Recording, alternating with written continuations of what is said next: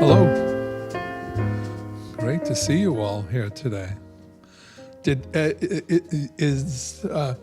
Halloween factor into your thinking when you decided? No, had nothing to do with it. I'm signed up to give this talk in 4 more places for the rest of the month. So I'm thinking that in some cases, at least, people are persuaded to come out because it is the season of witchery, if I can put it that way. But the season of the strange and the supernatural. And that's what today's talk is all about. Some very bizarre occurrences that took place in Salem, Massachusetts, 332 years ago today, 1692. So yes, 332 years ago. These are the Salem witch trials have generated more books, more plays, more works of art than any other trial in U.S. history. Any other trial in the history of the Western Hemisphere. It is one of the most infamous trials in world history. And yet, there's a lot we don't know about what happened in Salem in 1692. A lot of details are kind of shrouded in myth and mystery. The governor of the state, William Phipps, after the tragedy was over, he made attempts, some very successful efforts, to get rid of a lot of the documentary evidence about the trials.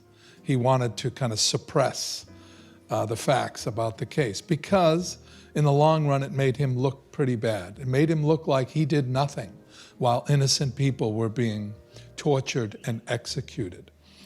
So he wanted to get rid of a lot of that information, and he succeeded in getting rid of a lot of it, but not all of it.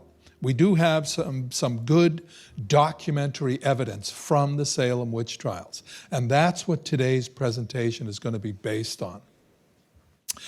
So if you go to Salem today, my wife and I were up there this summer, and we met a couple from Japan. We met a small family from Sweden, and we met a guy from Australia.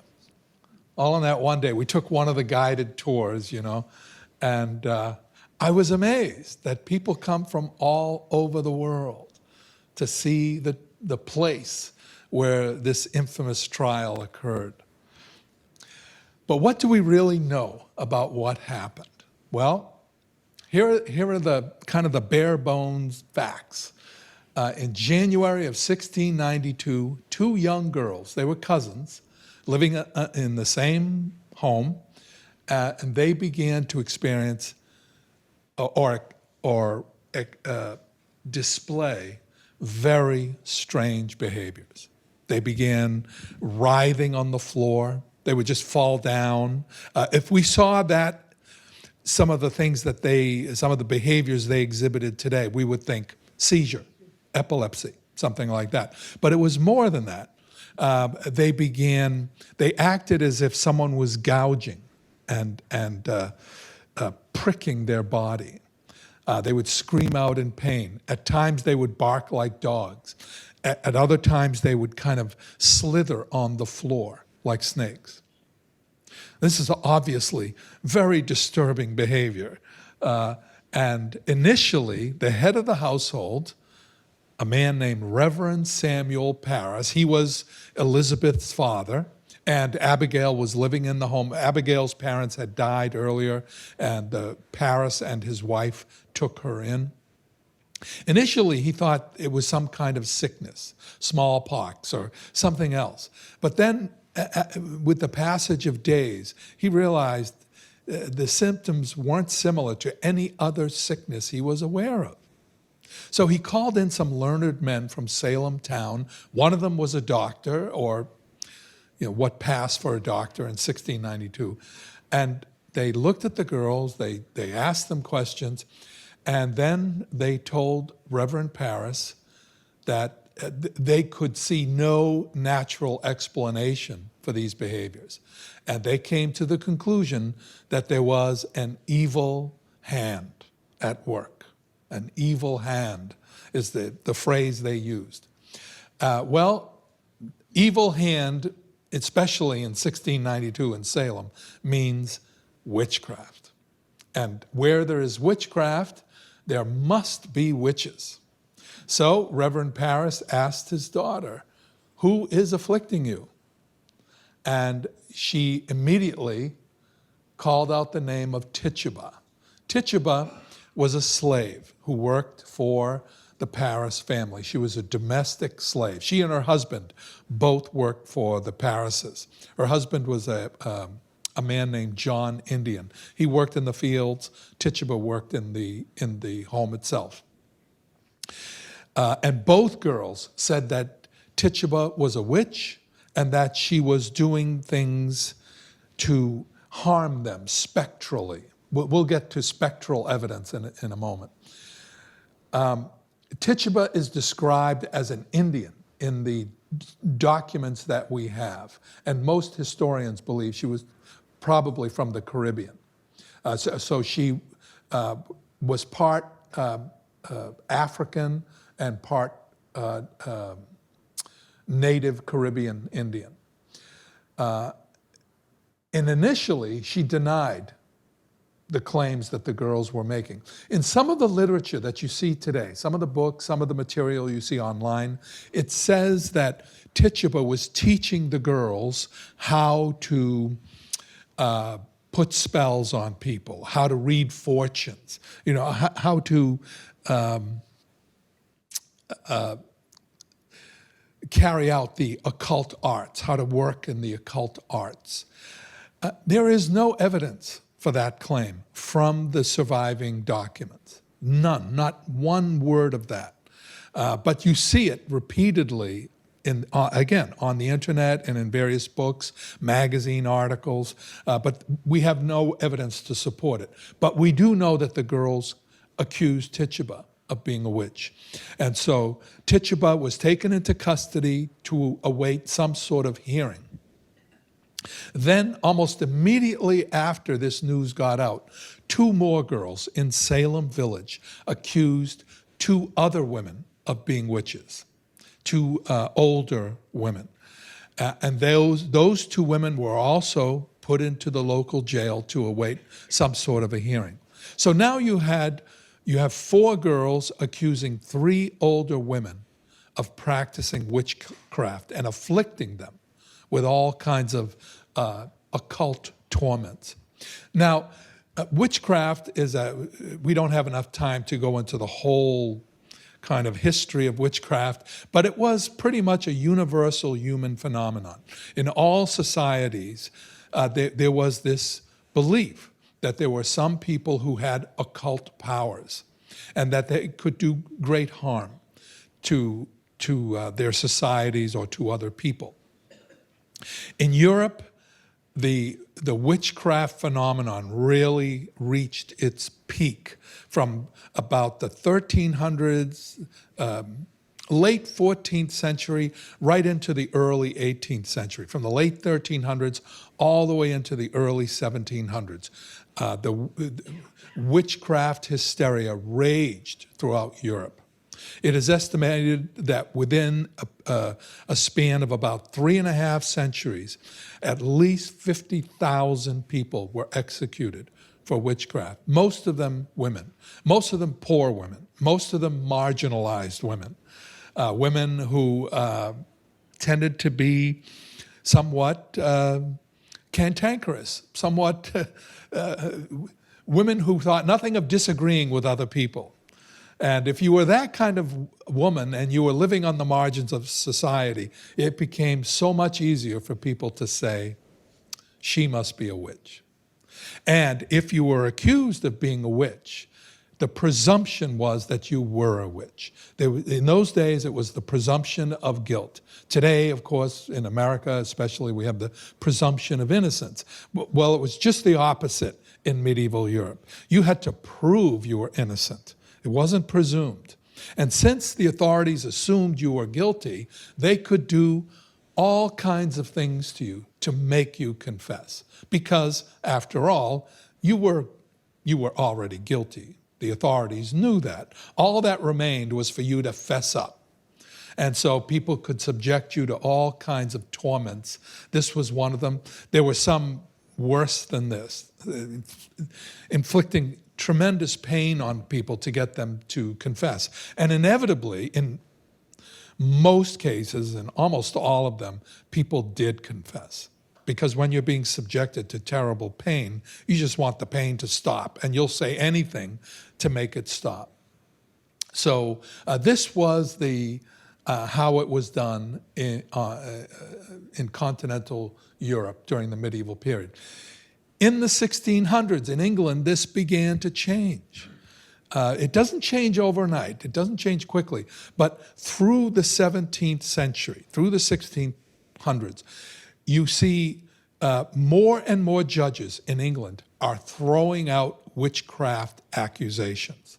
They question the person who's been accused, and increasingly they're letting them off the hook. They're letting them go free. So this is a very healthy trend that begins in England, and it spreads to the British colonies in America. You see this in the court records.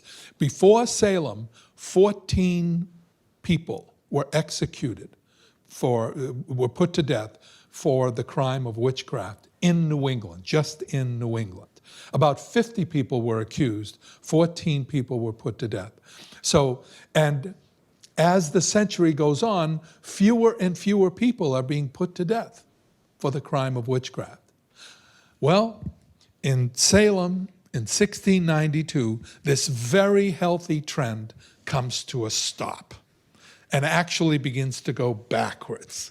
The judges in Salem revert to that medieval European mentality that if you're accused, odds are you're guilty. Chances are you're guilty, and all that remains is for you to confess.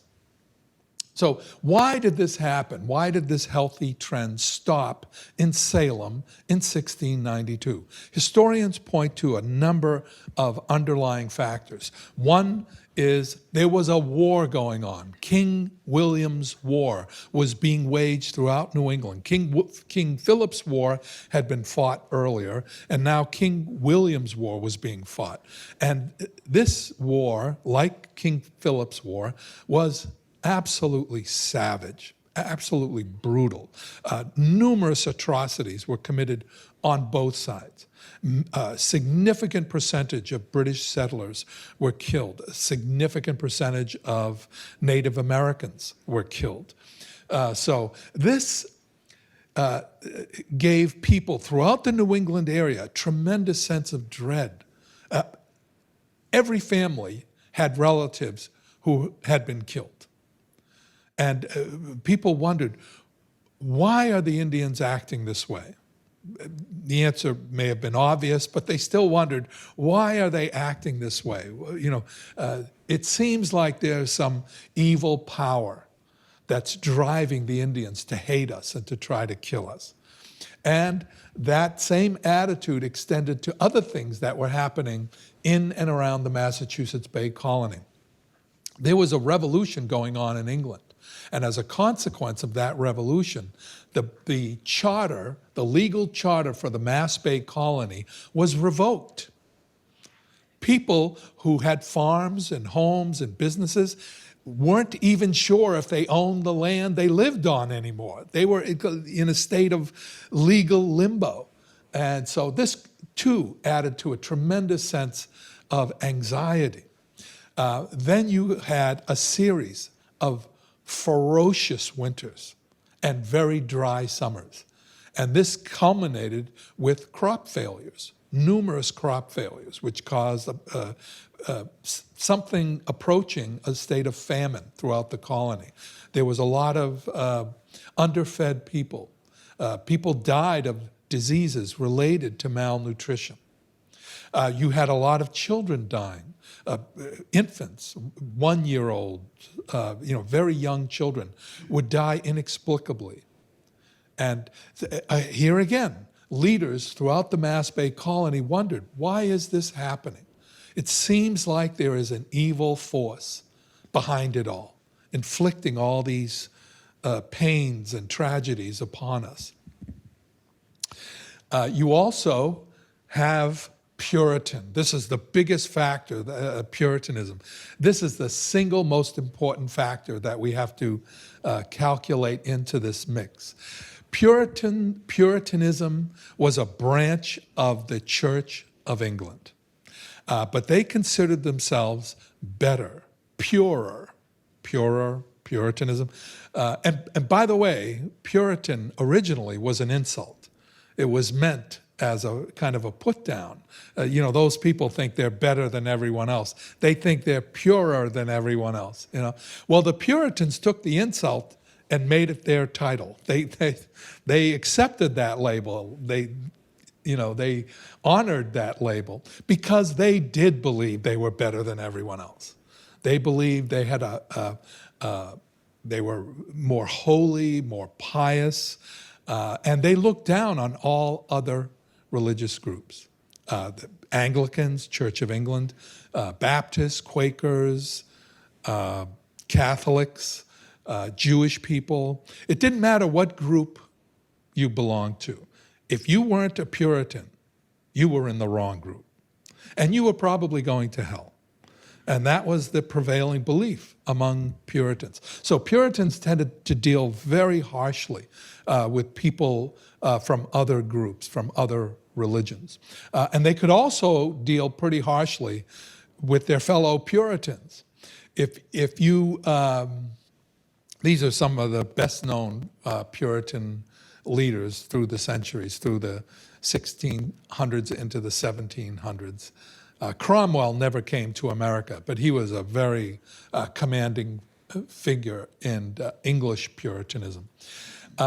If you swore, that could land you in the stocks for a whole afternoon, which was humiliating, in addition to being very inconvenient, if you had other things you had to do that afternoon. If you were caught smoking on the Sabbath, that was a serious offense, and that would land you in the stocks, maybe for a couple of days.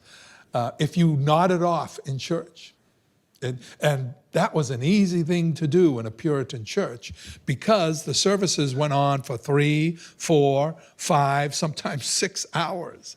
So it was very easy for people to just kind of lose it and just kind of, fall asleep. But if you did that, this is where you would end up, and you would be made a spectacle. The Puritans firmly believed that you could punish people into behaving appropriately. And not just behaving appropriately, but having correct thoughts. And they were really big on that practice. And one of the biggest was Reverend Samuel Parrish, the father of the first girl who began exhibiting bizarre symptoms in January of 1692. Reverend Parrish was having a lot of difficulties with his flock in Salem village. He expected a very high degree of piety and devotion. He expected the members of his little church to be pretty close to perfect. He also expected a higher rate of pay. This is something he was demanding from his congregation. They weren't so keen on that idea. They felt he wasn't entirely deserving of a higher salary. And so many members in his congregation were talking very seriously about throwing him out, replacing him with a new, gentler, kinder kind of Puritan minister. So there was tremendous antagonism in his little church. So you put all of these things together, the Indian Wars, the inexplicable death of small children, the very, very frigid winters, the crop failures, the state of legal limbo regarding the charter for the Mass Bay Colony. You put all that together and you have a pretty good idea of what kind of climate prevailed in Salem in 1692. There was a lot of anxiety, a lot of worry, a feeling of dread was hanging in the air. And that's when those 4 girls began acting out. So the 3 women who had been accused, the 3 older women, they had to appear at a kind of a meeting house. It was really more of a tavern than anything else.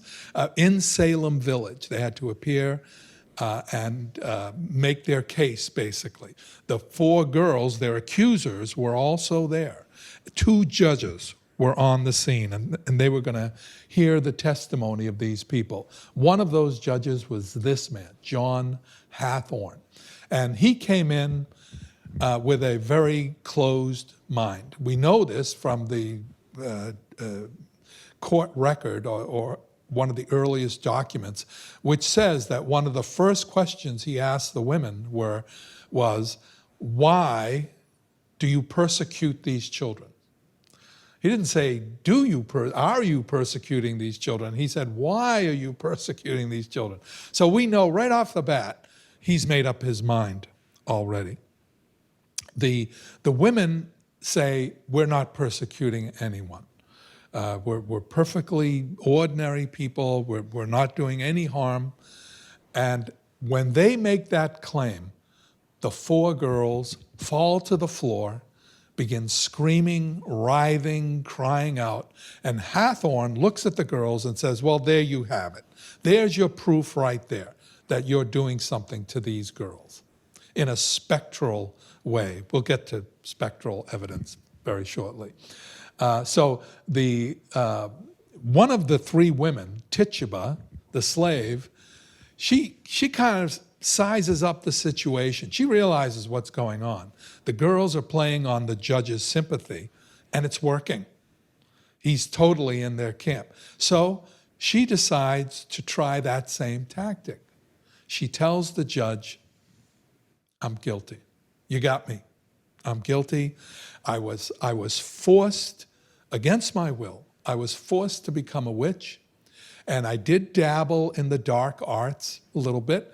But now, she said, that's a line from her testimony from the court record, I'm very sorry for it, and I'll never do it again. Please forgive me. At first, this works. Judge Hathorne is impressed. He says, okay, that's more like it. This is what we want, you know. But then he thinks about what Tituba said. And he looks at her and he says, who forced you? You said you were forced. Who was it that did this to you? Now Tituba is trying to backtrack very quickly. And she says, oh, I didn't recognize them. I don't know who they were. And Hathorne is having none of it. He says, no, you know who they are. Start naming names. And she says, I don't know their names. And that's when he pulls out his ace card. He says, look, we're going to torture you until you start naming names. He reverts to the medieval European approach. Tituba is terrified, as anyone would be, and so she starts naming names. For starters, she names the 2 other women in the room with her. She says, yep, they were there. Then she says that she names someone from across the village, someone from Salem town. She coughs up several names. Well, as soon as she does this, this confirms Judge Hathorne's worst fears, that there really is a coven of witches at work in and around Salem. And in his mind, and in the minds of the other Puritan judges, this explains everything. This explains the crop failures, the childhood deaths, the Indian wars, the legal difficulties with the English crown. All of it. It explains all of the terrible things that have been happening in the Massachusetts Bay Colony and in New England generally. So the women are put into jail, they're put into prison in Boston to await a formal court trial. This is now getting very serious. Now, let's take a quick detour to look at the geography of our story. Salem had two distinct personalities in 1692. You had Salem town here on the coast of Salem. This is, I think, the Danvers River, and it empties out to Salem Sound. And this is the Salem we would recognize today. This is coastal Salem, Pickering Wharf, all of that is all in this area. But there was another part of Salem inland, and that was Salem Village, and that was an agricultural community. It was, by and large, a community of farmers. And this is where our story really begins, in this part of Salem. Most of the accusers come from Salem Village. All the initial court hearing, meeting house hearing, occurs in Salem Village. And a lot of the accused come from Salem Village. Salem town is populated by and large by fishermen and their families, but more importantly, merchants and their families. And the merchants do very well economically. They have a high quality of life in Salem town. In Salem Village, they're pretty much struggling to get by with each crop, with each season. So the irony of all this is that 60 years after the trials, Salem Village broke off from Salem town and formed its own new town. And today, we call that town Danvers. Now, this is where the witch story really began. It began in Danvers. Most of the witches ultimately were executed in the northern part of Salem, a place called Gallows Hill. But the story really has its roots in Danvers, Massachusetts. And yet, today, Danvers wants very little to do with the witch story. The people in Danvers are kind of a little bit skittish about the whole thing. They just want to put it in the past. In Salem, they don't want to put it in the past. They want to cash in on it. And that's what they're doing. And that's what they've been doing since the 1960s. If you go to Salem, you'll see this emblem on police cars, fire engines. You'll see it at the city hall. The town officials have officially declared Salem to be the Halloween capital of the world. Take a trip up to Salem in the middle of October. See what you find. See how easy it is to park. There are just throngs of people pour into Salem, and they bring with them lots and lots of money. Salem depends on this tourist income. Salem has become prosperous because of the witch trials. As I said earlier, people come from all over the world. They bring or put millions of dollars into Salem's economy. Retail shops, museums, guided tours, all kinds of things. They're profiting in all kinds of ways. When I was up there with my wife this summer, we stopped at, you can't swing a dead cat without hitting something or some establishment that's making money on the whole Salem story. And we stopped at one of those little places, and a guy was selling these, they were like trinkets, earrings and all kinds of things. And they had the logo of the woman on the broomstick. And today, Wicca, witchcraft, is a religion. And a lot of people who live in Salem there are people who live in Salem who practice that religion today. So I asked the man behind the cash register, do you ever get complaints from some of the witches in the community? Because they must be offended by that stereotype, you know? And he looked at me and he said, they're making a buck. And that's kind of the attitude. As long as we're profiting from this, it's okay. We're getting, we're making out on this whole thing. So, and that's one of the curiosities about the whole Salem phenomenon. Danvers wants nothing to do with it. Salem is cashing in on it to beat the band. Anyway, let's get back to our story. We have 4 girls accusing 3 older women of being witches. The 4 girls are given all kinds of special attention. They're given sympathy. They almost become celebrities in the Salem Village community. People want to meet them and think very highly of them, to extend a lot of sympathy toward these 4 girls. So what do you think happens next? More girls come out and say, we're afflicted too. We're oppressed too. There are people who are, working their occult arts on us as well. So the Puritan judges immediately say, well, who is it? Who is doing this to you? And these girls begin naming names. They name neighbors, they name, all kinds of people.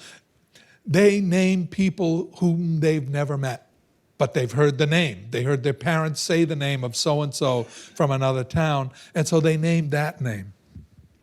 And this is when the whole thing really starts to spiral out of control. People are accused of witchcraft, and when you're accused, in 1692 Salem, if you're accused of being a witch, it's just about impossible to prove that you're not a witch. Anything you say is used against you, is used as proof, confirmation that you're a witch. And if you don't say anything, that's used as proof that you are, in fact, a witch. So either way, you're damned. So a lot of people, when they are accused, they become desperate. And what do? They try to deflect the spotlight off themselves onto other people. And they say, you shouldn't be looking at me. You should be looking at her over there. She's the real strange character, And when they point to someone else, invariably, they point to someone they're having some sort of difficulty with. A property dispute, a money dispute, some kind of interpersonal antagonism. So people are trying to kill 2 birds with 1 stone. They're trying to deflect the blame from themselves and put it on someone they don't like. And this just kind of fuels the fire. This helps this whole thing to spin out of control. 80% of the people who were accused, give or take 1 or 2 percentage points, around 80% of the accused people were women, were members of the fairer sex. And coincidentally, about 80% of the accusers were women or girls. A big percentage of the accusers were those young girls. The first person to die as a direct result of the Salem phenomenon was Sarah Osborne. She was one of those first 3 women who was accused, and she was put into prison in Boston to await trial. Being in prison in Boston in the 1600s was like being sent to a circle of hell. It was absolutely horrible. The conditions, the treatment was just monstrous. And not surprisingly, Sarah, who had health problems already, she was an elderly woman, she passed away after a few months. And so she became the first fatality. And sadly, many more were to follow. This 9 judges, 9 Puritan judges, were selected to oversee the trials. And this was probably the most vociferous judge among them, William Stoughton. He's the guy that the town of Stoughton is named after. This guy does not deserve to have a town named after him. If you're looking for a villain in this story, look no further. William Stoughton was one of the original hanging judges.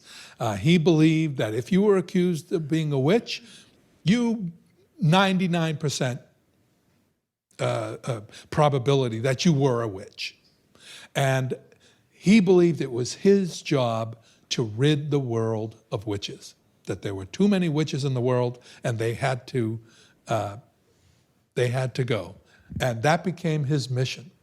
So he was the worst malefactor of all the judges, all 9 judges.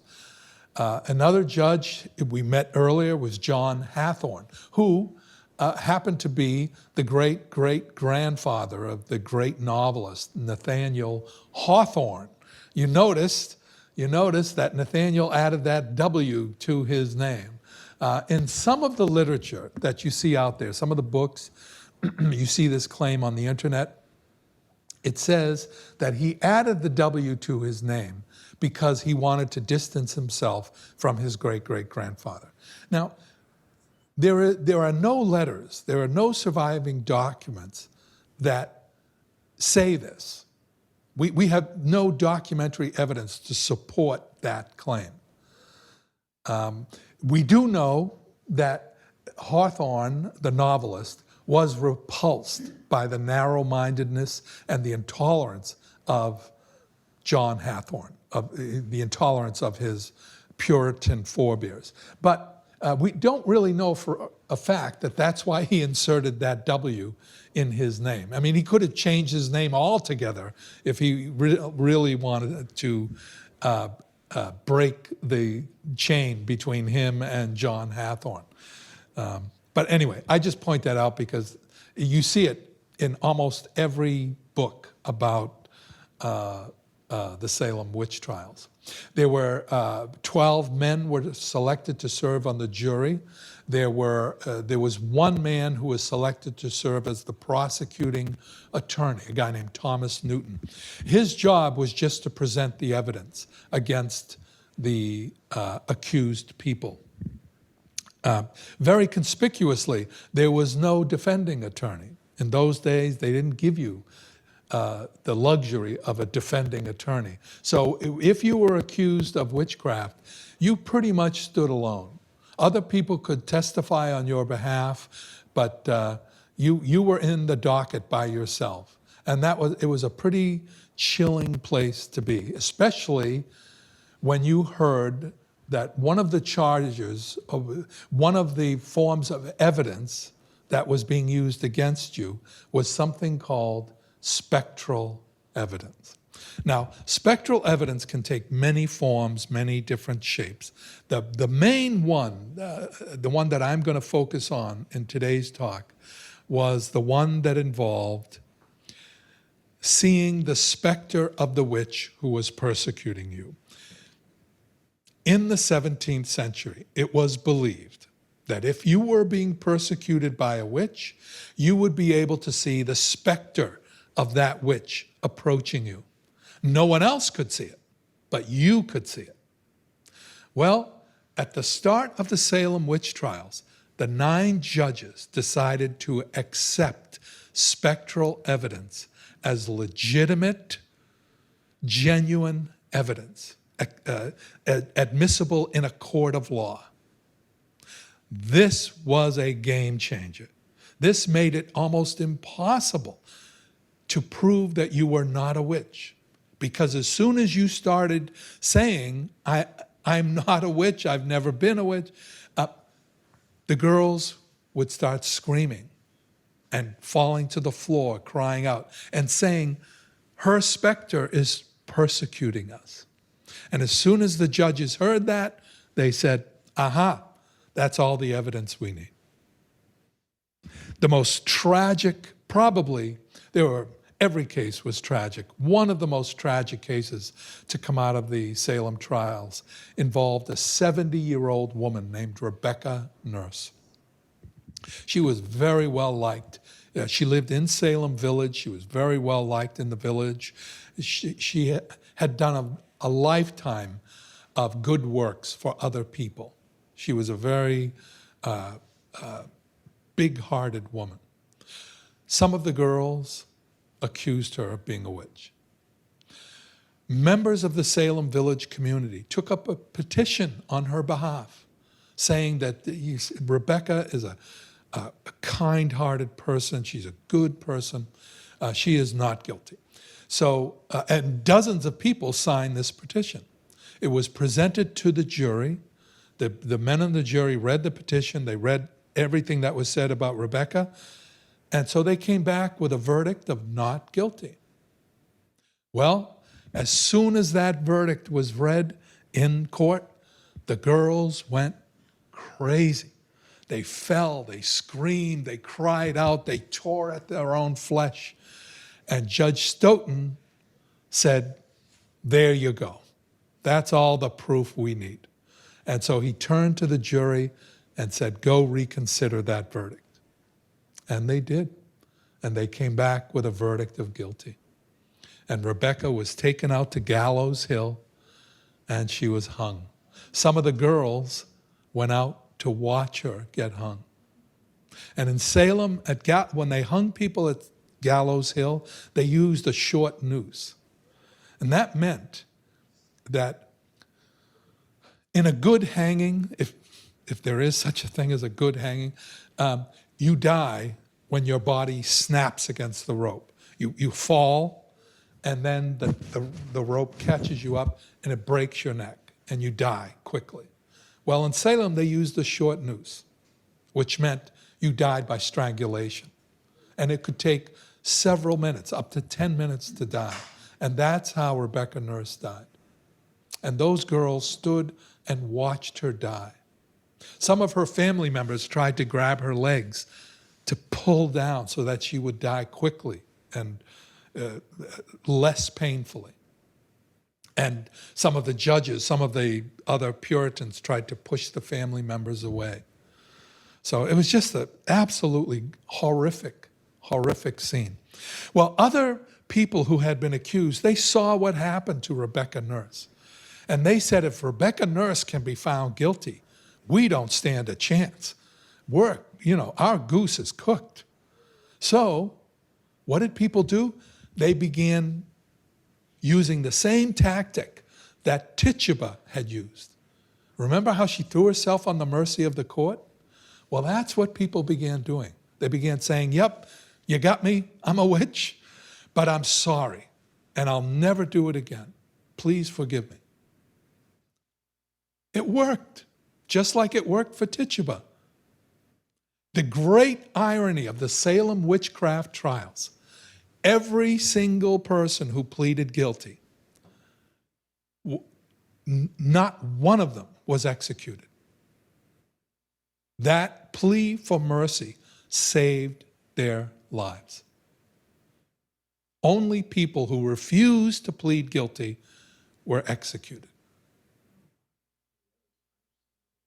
Well, you were sent back to prison. If you pled guilty, it saved your life, but you were sent back to prison.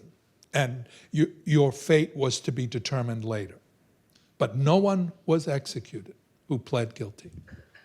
So it saved your life, but it didn't save your property, didn't save your possessions. As soon as you were found guilty, as soon as you were convicted, that gave the sheriff of Salem town, Sheriff George Corwin, gave him the legal right to go to your home and confiscate all of your possessions, take all of your property, your barn, your farm, everything, your land, and he could sell it all.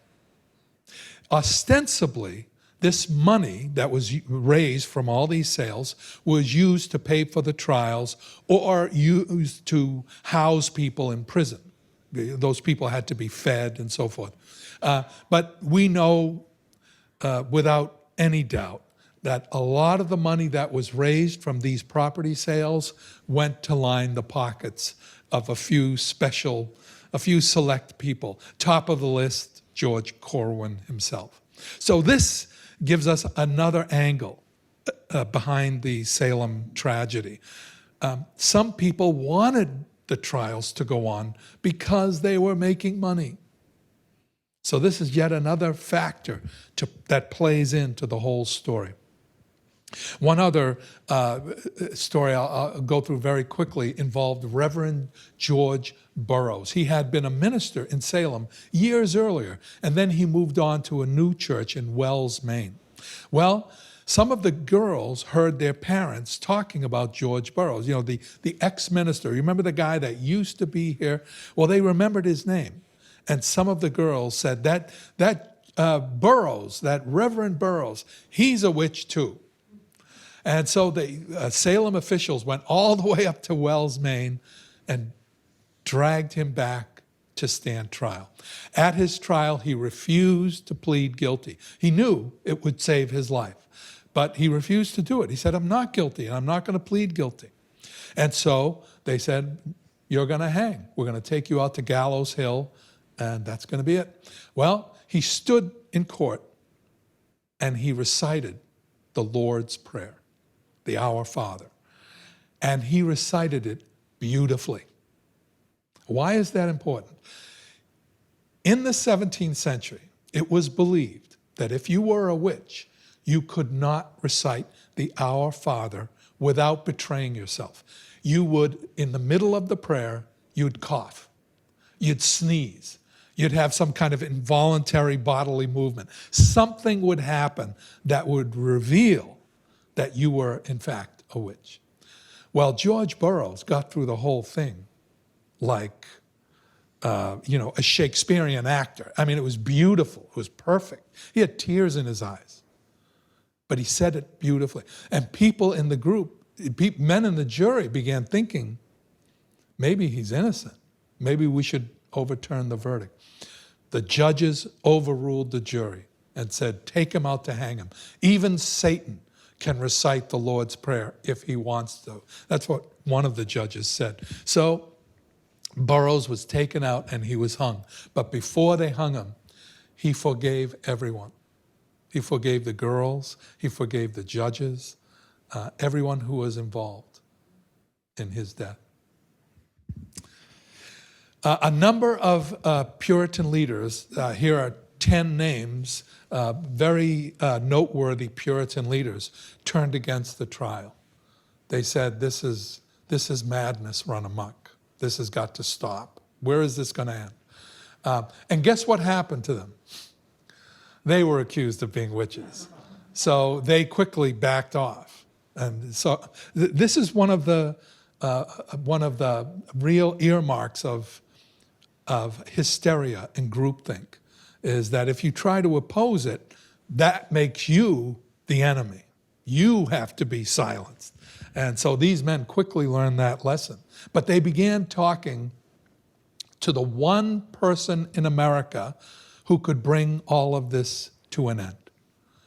Sir William Phips. He was the royally appointed governor of the Massachusetts Bay Colony. He represented the authority of the King and Queen of England.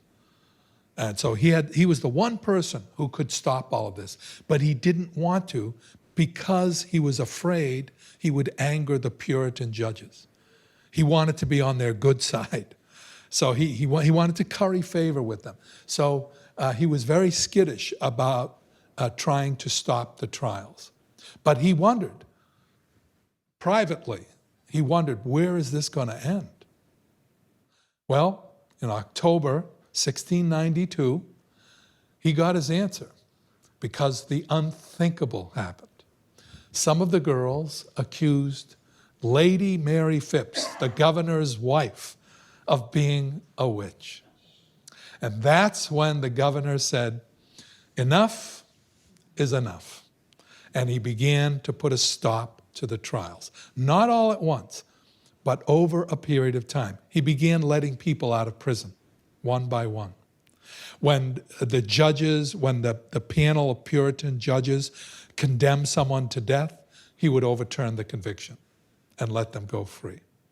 So he began doing this more and more. Late 1692 into early 1693. It happened over a period of months.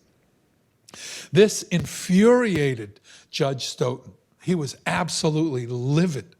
And so he continued with the trials, and he began, continued saying, you know, so-and-so is guilty, condemned to death, so-and-so is guilty. But as soon as he did that, Phipps would step in and quietly overturn the conviction, which just enraged Stoughton even more. Finally, Stoughton gave up, and he stormed out of the courtroom. But there was nothing he could do because Phipps had more authority than Stoughton did. If push came to shove and force had to be used, the army, the guys with the guns, would obey the governor, not the judge. And the judge knew that, and that's why he eventually just stormed off. In the end, when the dust had settled, at least 70 people accused others of witchcraft. The number may have been higher. You see different numbers in different books. I went through every document I could find, and this was the best estimate I could come to. At least 70 people accused others of witchcraft. At least 169 people were accused. At least 113 accused people spent time in prison. 4 adults and 1 child died in prison. 5 escaped from prison or from house arrest. A number of people were put under house arrest. Of that number, 5 escaped, and they didn't return until the coast was clear, until they knew they weren't going to be, dragged into court again. 19 people were executed by hanging. 1 man was systematically crushed to death under a pile of stones. 1 elderly man named Giles Corey. 2 dogs were shot dead. Some of the girls said that the dogs looked at them funny, and they believed the dogs had some witchery in them. So the town officials took the dogs aside and shot them both dead. Did any good come out of the Salem witch trials? Well, 5 years after the tragedy, one of the judges, this man, not the one reading the declaration, but this man, this is Reverend Samuel Sewell, he asked a fellow minister to read his apology in front of the many people of Salem. He wanted to issue a public apology, but he couldn't read it because he kept breaking down. He kept crying. And so he had this other minister read it for him. He said he was tormented by nightmares, that he realized now that all those people who had been executed were innocent, that he had sent innocent people to die because he got swept up in the hysteria. And he was profoundly sorry for it. He said he would grieve every day to the last day of his life. Other changes that occurred after Salem. No one was put to death in an American court after Salem in 1692. No one. Now, charges of witchcraft continued, to be sure, but judges would listen to the case, the person would be put into jail, they would appear before a judge, the judge would hear the case, and invariably the judge would say, not guilty, and let them go. So it was as if when people throughout the colonies read or heard about what happened in Salem, it chilled them to the bone. They realized that could happen here. That kind of madness could unleash itself anywhere. So the consensus was never again must this be allowed to happen. And no one, as I say, no one was ever put to death after the Salem tragedy. Also, have any of you bumped into any Puritans lately at the supermarket? Any no like that? Puritanism began to die away after the Salem witch trials. Didn't happen all at once. I don't mean to give the impression that it happened, in a month. It took years and years and years. But eventually, that Puritan mentality just faded into oblivion. Today, the theological descendants of the Puritans, or Puritanism, is the Congregational Church. Now, I don't know about you, I've met a number, I've been on good terms with a number of Congregationalists, and they're wonderful people. They're sweet, kind, thoughtful people. Nothing like, again, the key point is that it was the mentality that died away. That puritanical streak, that desire to accuse other people of not being holy enough, not being perfect enough. Now, we're going to jump into the future, all the way up to the 1940s. From the mid-1940s to the early 1950s, communism was spreading around the world, and not democratically, not people weren't voting for communism. They were having it thrust upon them.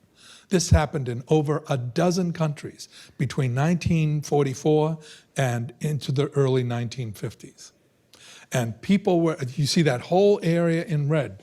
Communism, in that 10-year period, communism was spreading over the world. Many people in the free world were worried.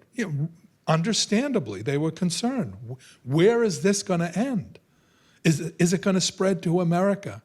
Are there people in America plotting to overthrow our government, plotting to impose an authoritarian communist government upon us?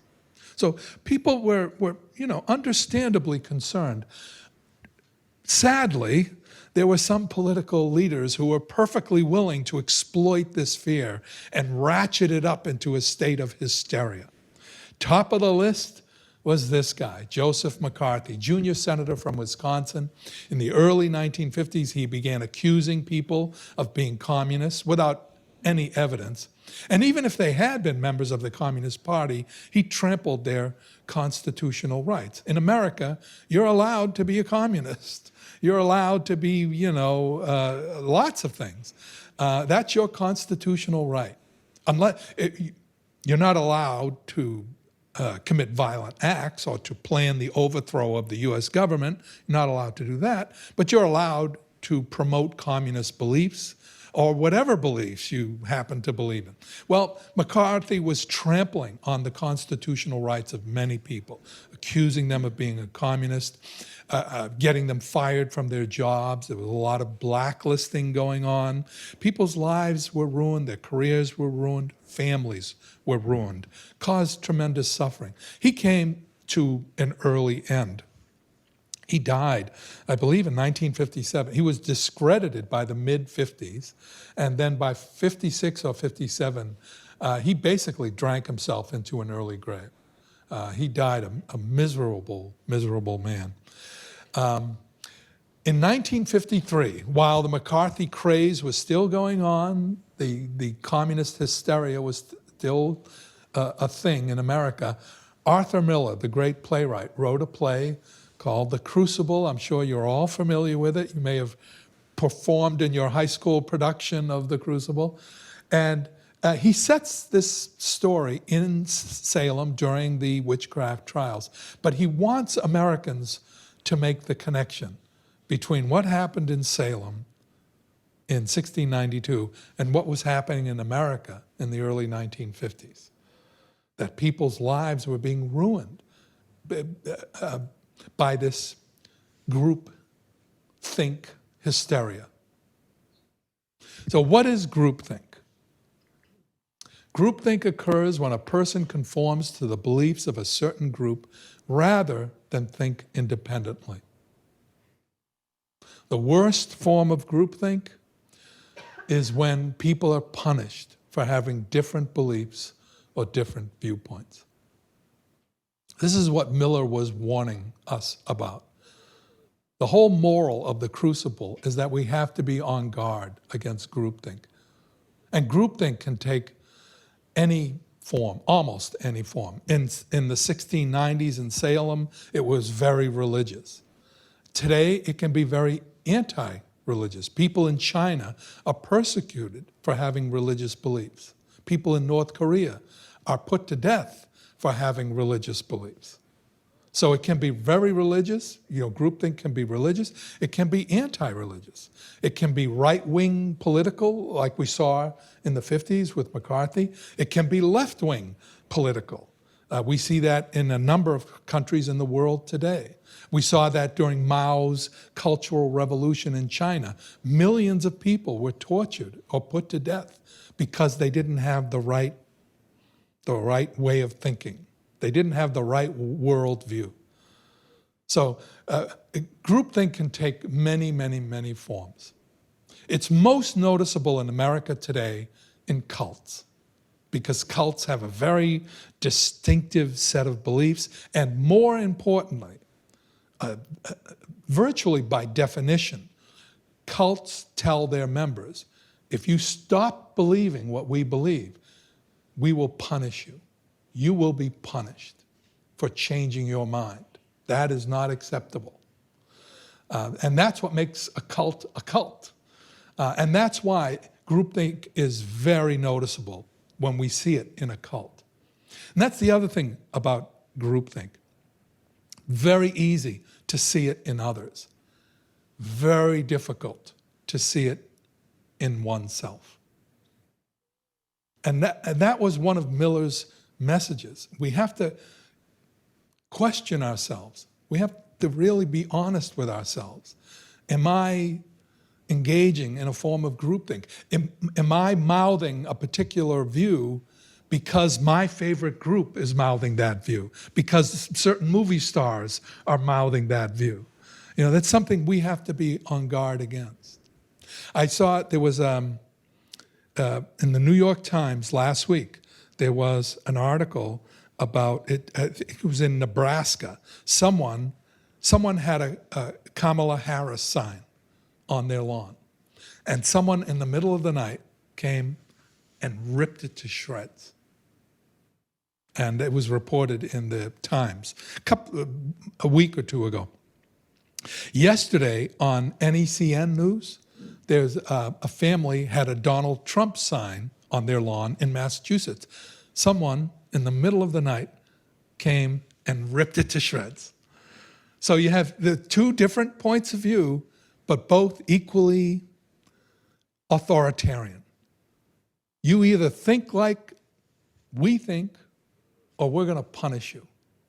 We're going to, in some way, blacklist you, make you feel like an outsider, make you feel like you're in a little bit of danger, maybe. So groupthink can take any form, and it's just something we all have to be concerned about. And that's why Salem matters today. Whenever you hear any story in the news or in your personal lives about people being persecuted for having an independent thought, a dissenting thought, remember Salem.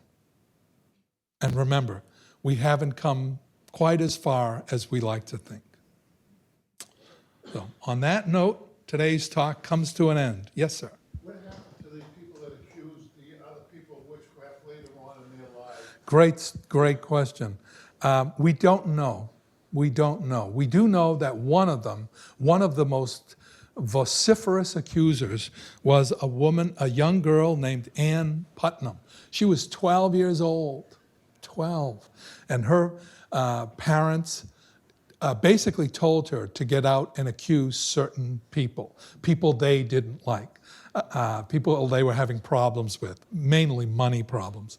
And so they told their daughter, go out and accuse so-and-so. And of course, once Anne accused those people, they would be dragged into court. And then they would be found guilty of witchcraft. So Anne was one of the people who screamed loudest at Rebecca Nurse's trial. And Anne went out, 12 years old, and she went out to see this poor elderly woman get hung by the neck until she was dead. Years later, we know what happened with Anne. she was kind of shunned in the Salem community. Everyone was a little afraid of Anne as she got older and older. She never married. No one ever asked for her hand in marriage. And then when 14 years after the trial, she was 26 years old, she issued an apology to the community of Salem. She said, I'm sorry for what I did. I was very young. I got caught up in the hysteria. And my parents were telling me, do it, do it, do it. So I did it. And then about 9 years later, she was in her mid-30s, she died, I believe, of consumption. I'm not sure about that. But she passed away from natural causes when she was in her mid-30s. The men who really should have coughed up an apology, principally William Stoughton, never said anything publicly about the trials. And he lived years after the trials. So he had ample time to kind of repent, but he never did. Impressed how young the early accusers were, the first 9 and 11. How old were the second two and all the rest of the accusers? Were they all that young? Yeah, they varied from, I think the youngest was 9. I think the youngest was Elizabeth Paris, and went all the way up to like 17, 18 years old. And then once things got out of control, adults began accusing other people too. They got involved in the act. They did it mainly to deflect the accusatory spotlight away from themselves. They wanted it to shine on someone else. But adults got caught up in the accusation craze as well. Yes?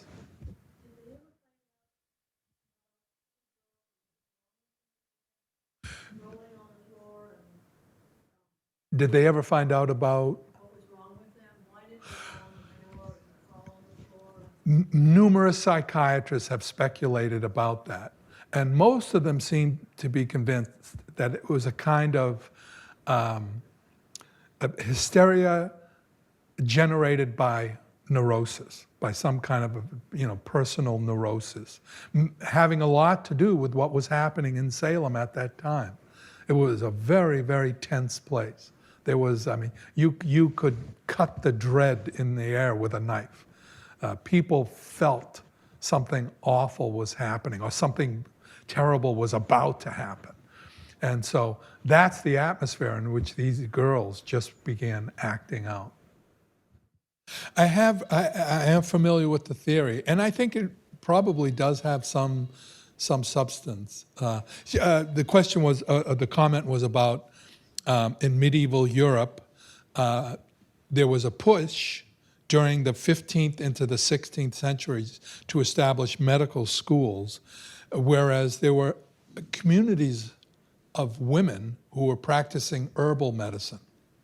And so the medical scientific establishment, religious, medical, scientific, saw those women as competitors and wanted to put them in their place.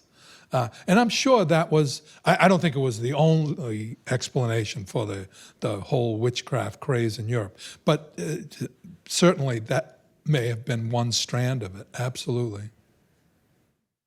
Yes? I saw a program on PBS that said there was a blight on wheat caused by a fungus called ergot, which produces hallucinogenic symptoms like that of LSD, those of LSD, and and the historians made a detailed study of the maps of the farms and where, which ones caught the blight and which ones did not, and sure enough, the ones where the girls lived were in, I guess, the low-lying areas, which were more susceptible to ergot. So they were eating this stuff in bread, not realizing it, and then. Yeah, I'm familiar with that theory, and I think it's a sound theory. I think that helps explain some of what happened. I think there's probably some truth to that, absolutely. I don't think any one theory explains the whole thing. I think there are a number of contributing factors that. See, this isn't just a theory, they have the maps, they have, you know, records of whose crops were affected and all that. One of the counter arguments that has been made about that is that once the community decided that we went way overboard, we overreacted, it stopped. The girls stopped acting out, people stopped having hallucinations, but they were still eating the same bread. So that, Plant wheat every year, so right. maybe it didn't have, you know, light later on. It wouldn't have affected just young girls. Right. It would have affected more people than just the accusers. Other people would have been having hallucinations as well. I'm not shooting it down. I think it has merit. But I don't think it's the only explanation. I think there were probably numerous factors that drove the whole, the hysteria. You mentioned Hawthorne, Nathaniel Hawthorne, because another similar theory that Scarlet Letter, the Reverend Arthur Dimmesdale is not only tortured by a guilty conscience that he had an affair with Hester Prynne, but the doctor, whose wife Hester is, was poisoning Dimmesdale with nightshade or belladonna or something. And Hawthorne went to medical school. I don't know how far he got in his studies, but he would have known, you know, how much, what plants were poisonous and how much to give to, you know, not kill the person, but gradually sicker. Right. Yeah, there may be something to that. Any other questions? Yes, sir.